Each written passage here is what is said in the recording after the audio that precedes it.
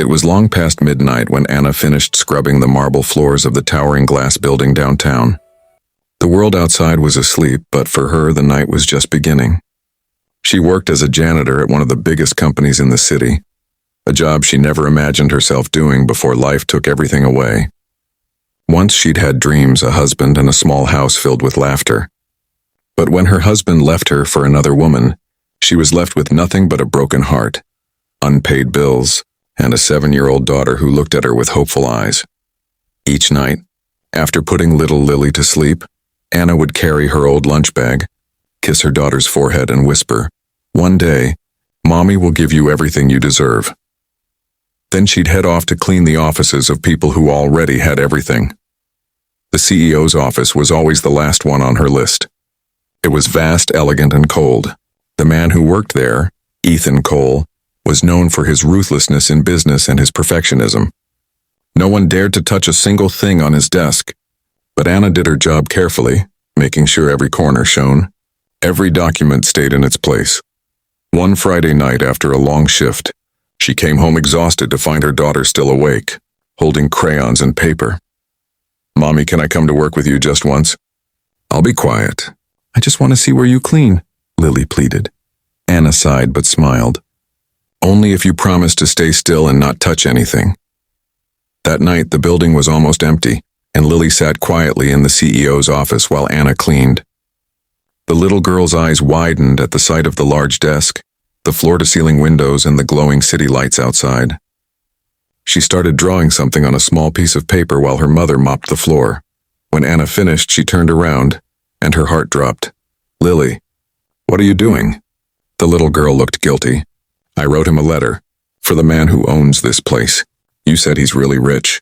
Maybe he can help you so you don't have to work so hard." Before Anna could take the letter, she heard footsteps echoing down the hall. Panic shot through her. Someone was coming. She grabbed Lily's hand and hurried out, forgetting the letter on the CEO's desk. The next morning, Ethan Cole walked into his office, coffee in hand, ready to begin another day of meetings and numbers. As he placed his briefcase on the desk, his eyes caught something unusual. A small folded piece of paper with crayon marks. Frowning, he opened it. Inside, in uneven handwriting, it read, "Dear Mr. Boss, my mommy cleans your office every night. She is the best mommy in the world, but she's always tired. She says one day things will be better. Please don't be mad at her for cleaning your room. She works very hard. From Lily."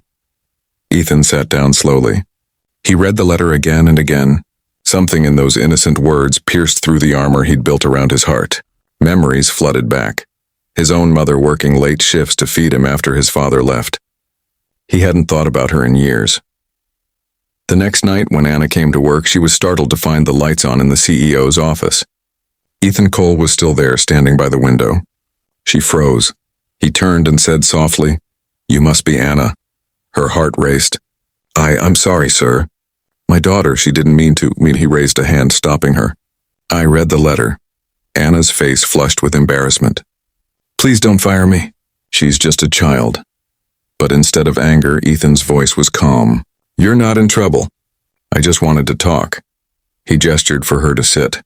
Awkwardly, she did. He looked at her, really looked, and saw the dark circles under her eyes, the worn-out hands, the exhaustion mixed with quiet dignity. "How long have you been working here?" he asked. "Almost 2 years," she replied quietly. "I needed the job. It's hard to find something that fits with my daughter's schedule." He nodded, thoughtful. Then he said something that stunned her. "Would you consider working here during the day instead?" Anna blinked. "Sir, I need a personal assistant. Someone organized, honest, and detail-oriented. You already know this building better than anyone. You'd have regular hours, of course, and a real salary." Her eyes widened, tears threatening to spill. "But I'm just a cleaner." Ethan smiled slightly. "You're a mother who doesn't give up. That's more than most people I know." That night, Anna went home and told Lily. The little girl squealed and hugged her tightly. "See, Mommy? I told you my letter would help." From that day on, Anna's life began to change. She started her new job, learned quickly, and proved herself capable beyond expectation. Ethan watched her transform. Not just her appearance, but her confidence, her spirit. She brought warmth into his cold glass world.